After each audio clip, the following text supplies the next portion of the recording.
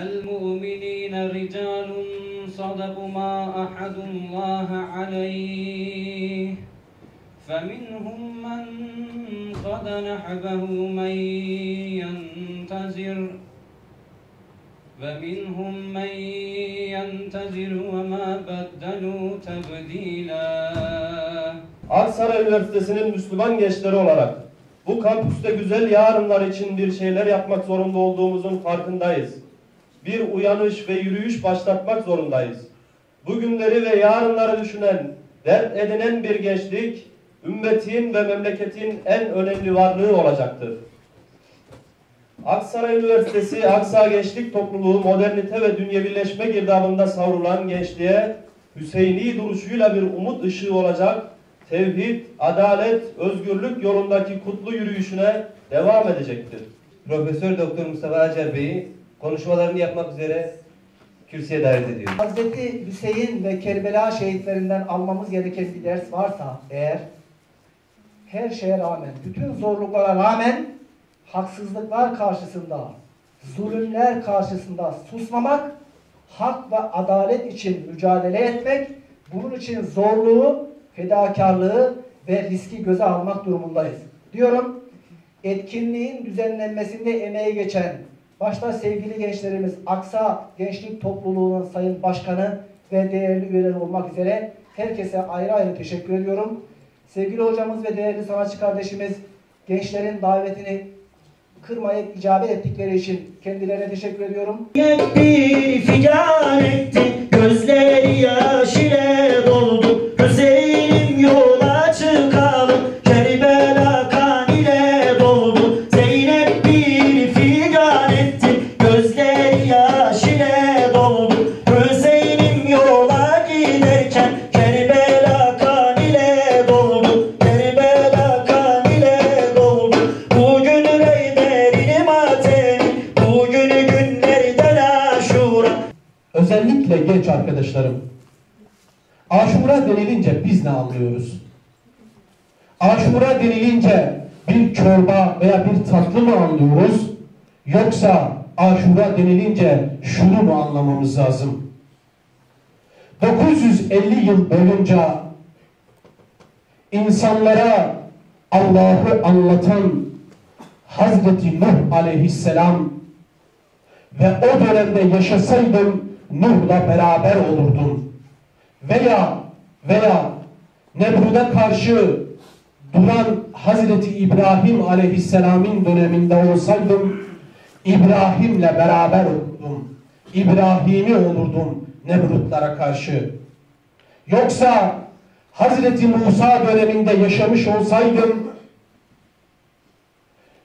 Firavun'a karşı Hazreti Musa ve Hazreti Harun'la beraber olurdum. Yoksa bunu mu anlıyoruz? Ve bugünüm için biz acaba İbrahim'i miyiz? Musa'yı miyiz? Muhammed'i miyiz? Hüseyin'i miyiz? Ya da tersi miyiz? Bunu hepimizin iyi düşünmesi lazım. Çünkü Firavun'un, Nemrut'un, Ebu Cehillerin ve Yezidlerin anlayış parametreleri hiç değişmedi. Bugün de aynıdır. Onun için iyi düşünmemiz lazım. Esasında Aşura denildiğinde biz bu ikisinden hangisini anlıyoruz? Birileri kendileri için yaşarlar. Öncüler ise insanlığı yaşatmak için yaşarlar. İşte Hazreti Hüseyin insanlığın ve Müslümanların ilelebet yaşaması için kendini feda etmiştir. Hani belki birçok arkadaşımız bilir. Buruç suresinde Ashab-ı Uhud var. Bir delikanlı kendini feda ediyor toplum ihya olsun diye. Veya Yasin suresinde Ashab-ı Kariye var. Ashab-ı Kariye'deki kişiler hani Yasin suresinde geçiyor ya, uzaktan biri geldi ve topluma şöyle hitap etti diye devam ediyor. Kendini feda ediyor ama toplumu ihya ediyor. İşte Hazreti Hüseyin kendini feda etmiştir ama toplumu ihya etmiştir. Değerli kardeşlerim, bizler 21. asrın Müslümanları, özellikle üniversite öğrencileri, siz gençler, şunu iyi düşünelim. Bizler ulusçuluk yapan Yezidi miyiz? Makam ve mevki peşinde koşan Şimr bin Zilceşenlerden miyiz? Ömer bin Sadlardan mıyız? Hermalelerden miyiz? Yoksa sessiz kalan Kufe halkından mıyız?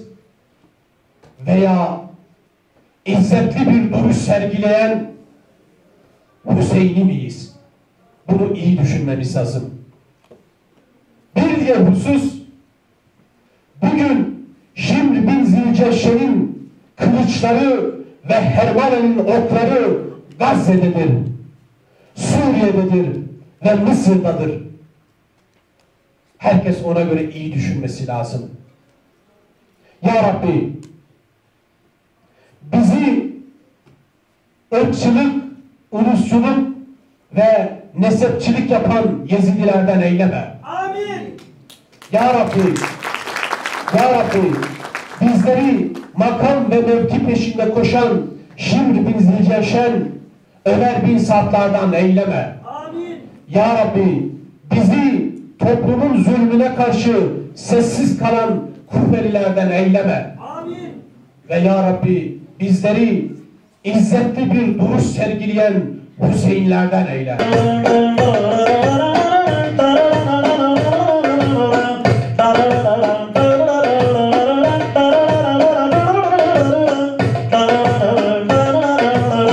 Adem'den Nuh İbrahim'e, Nuh'dan Muhammed